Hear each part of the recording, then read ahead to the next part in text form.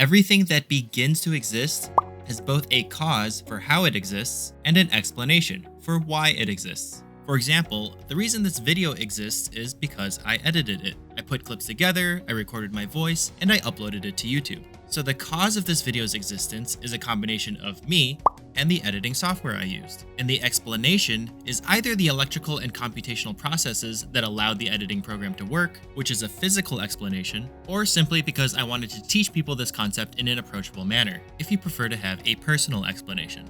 Now, you can trace causes and explanations back for a pretty long time. This video was caused by an editing program, which was caused by lines of code, which was caused by a programmer, and so on and so forth. But eventually, inevitably, we reach a point where we must ask, what started this whole chain of causes and explanations? What was at the very beginning that caused everything else to start existing? Well, there are two overarching options. Either there was something that started it all, or there wasn't. If there wasn't a start to the chain, then maybe at first things just began appearing out of nothing. Or maybe the chain of causes somehow caused itself to exist. Or yet another possibility is that there isn't just one thing that started it all, because the chain goes back forever infinitely. There's always something else that started something else. On the other hand, maybe there was something that started it all, something that had to exist first in order for anything else to begin existing. Believe it or not, there is a definitive way to know how everything began to exist, a way to logically deduce not only which of these options it is, but also a way to figure out specifically what that first thing actually was. In this video, we'll not only show you why there must have been a first thing that caused everything else to exist, but also how we know it must have been a conscious thinking being, instead of an inanimate object or a machine. Yeah, these are some pretty bold claims, so let's just get started.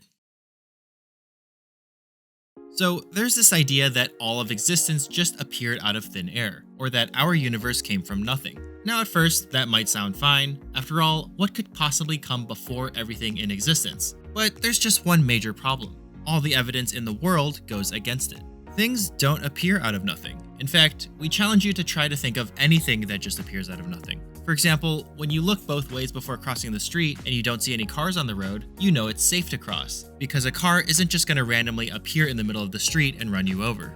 But not only that, if something could come from nothing, then don't you think it's weird that we literally never see that happen? We know from science and observation that literally everything that begins existing has a cause and an explanation. That's why scientists even go looking for causes and explanations in the first place. And so far, nobody's come up with any good reasons to go against all the evidence in the universe. Now, there are some people who say that we do see things suddenly appear next to us for no reason. They say that energy particles or quarks can appear out of nothing due to scientific experiments that show things popping in and out of an empty vacuum. But here's the thing, according to quantum mechanics, a vacuum isn't actually empty at all. Rather, it's a field of quantum energy contained within a well-defined space and governed by physical laws, which is very, very different from actual nothing. Quantum energy is definitely something, but true nothing would just be the complete absence of anything. So in reality, there's plenty of stuff there that has the potential to cause things, as space, time, and matter are all still present and not absent and are therefore not nothing.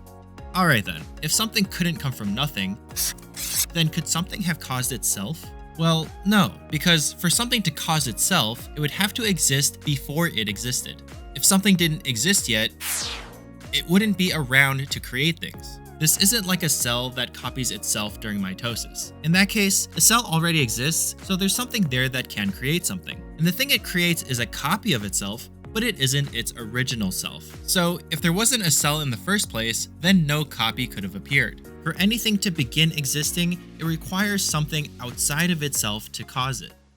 Okay, we know that things can't come from nothing, and we know that things can't cause themselves. But there's one last option to avoid a single cause of everything in existence. The way people usually phrase this option is, why does there have to be a start to the chain of causes and explanations? Maybe the universe was caused by the Big Bang, and the Big Bang was caused by something else, and then there was something else that created that something else that created the Big Bang, and so on and so forth. This chain of things going back forever is a well-known philosophical concept called an infinite regress, and in this case, it's logically incoherent. There are a few reasons why an infinite chain of causes doesn't work, but the two main ones are that it commits the fallacy of circular reasoning, and it completely avoids answering the actual question. Here's an example. Let's say someone is trying to find out what causes computer programs. So they point to one and ask, who wrote this program? And their friend answers, another computer program. Then the first person asks, but who wrote that program? And the second person answers, another program. Now, there's nothing wrong with those answers yet. These days, computer programs are more than capable of writing more computer programs. But since the first person is trying to find out what causes all computer programs, eventually they're going to ask,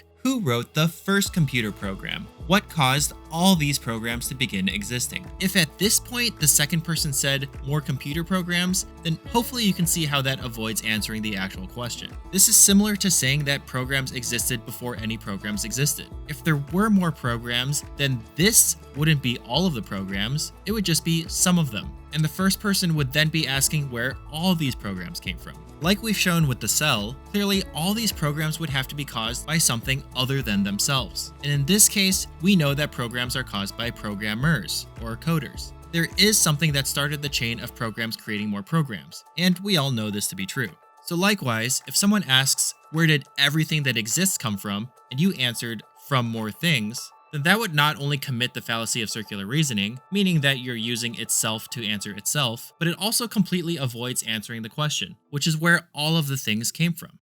Alright, by eliminating all three of those options, we've shown that everything that began existing must have been caused by something, and that thing started the whole chain of causes and explanations. But wait a second, there's a big problem. If everything that began to exist was caused by something, then wouldn't this first thing also need to be caused by something? And if so, then wouldn't we be back to the infinite regress anyway? That's a great question, and the answer to that is no. This first thing does not need to be caused by something else. Because according to the law of causality, only things that begin to exist need a cause. The law of cause and effect only applies to effects. But if there is something that never began to exist, something that wasn't an effect, then it doesn't need a cause. It does, however, require an explanation, and its explanation is just that it necessarily has to exist if anything else is to exist. So while it's possible for there to be a world in which nothing exists at all, even though that means there just wouldn't be a world, if there is going to be a world, then that world needs this eternally existing first thing to cause everything else.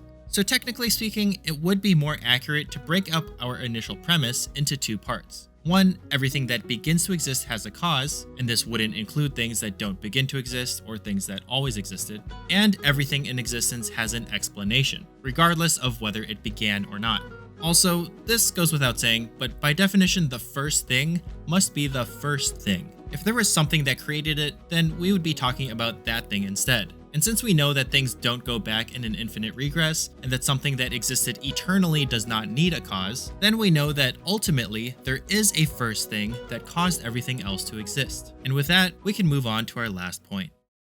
By this point, there's no choice but to admit that there was an eternally existing first thing that caused everything else to begin existing. But our claim that it's a being with consciousness and thought is such a massive stretch that it can't possibly be substantiated, right? The first thing has just as much chance to be a multiverse machine that pumps out universes for all of eternity, or a sea of chaotic energy from which universes form together, or really just about anything we could imagine. Well, if you think so, then we'll give you at least 3 reasons why it must be a conscious, personal, thinking being. Reason number 1 is that the only thing that can exist outside our universe and have the power to create it is some type of transcendent, free-willed consciousness. We know that things inside of itself can't create itself. Well, our universe, by definition, is all space, time, and matter. So using the same logic, we know that whatever caused it must not be composed of space, time, and matter. Well, go ahead and try to think of some things that are eternal and are not composed by space or matter. Anything made up of physical stuff is out, anything that takes up space is out, and we know it has to be eternal. So the only possible options are either things like abstract objects and concepts, such as numbers, morals, laws of logic, and so on, or some type of transcendent being that has no physical body and isn't limited by space, with the power to create things. Of course, abstract objects and concepts can't create matter. I mean, that's why they're called abstract in the first place. So that means that the only option left is some type of powerful, transcendent being. I'm gonna stop right there for a second, just in case this sounds insane to you. If it does, please post your reasons why these aren't right in the comments, and we'll respond to as many as we can. Reason number 2 why the first cause of everything must be a conscious thinking being. any non-thinking object could only create an eternal universe. But as we know from scientific discovery, our universe is not eternal. One way to know this would be to imagine a stove with a pot of water on it. If the stove had been hot for all of eternity, then the water would have always been boiling as well. The water couldn't have started to boil at a specific point in time because no matter how far back you go, there's still an infinite amount of time that came before. And of course, an infinite amount of time is long enough to get water boiling. Likewise, if there was some eternal thing that could produce our universe and it had an infinite amount of time to do so, then it follows that our universe would have been produced from all of eternity as well. Anything that has been around for all of eternity will also produce its effects from all of eternity as well. That is, unless it was a thinking being that could make a decision to do something at a certain point in time. Similar to how we can decide to turn on the stove at any time, this being could decide to flip a switch and create our universe a finite time ago. Our third and last reason for it being a thinking being is that only a personal being could give an explanation for the cause of everything in existence. Think back to the explanation for this YouTube video. It was either the computational processes of the editing program, which was the physical or scientific explanation, or because I just wanted to teach this in an approachable manner, which was the personal explanation. Everything has an explanation, but not everything has to have both kinds. For example, there really isn't a personal reason for why fossils form. There's only the scientific one, which is just when a living thing gets rapidly buried under sediment. Assuming that someone didn't purposely preserve it, of course. But in our case, we know that there's no matter or no physical attributions outside our universe. So there can't possibly be any physical explanation. The only type of explanation left is a personal one, which of course necessitates a personal being. But hold on a second, you say. Why couldn't there be something outside our universe that has matter? Why couldn't there be some alien race with hyper-advanced computers that created the universe we're in now? Well, sure, that's technically possible, but even if that was the case, then whatever created that would have to be outside all space and matter. Remember, we know that computer programs can create more computer programs, so it's perfectly fine to add more causes onto the back, but eventually, no matter what, you'll have to arrive at a spaceless, matterless, eternal being. Okay, at this point, let's go over all the attributes we know about this first thing.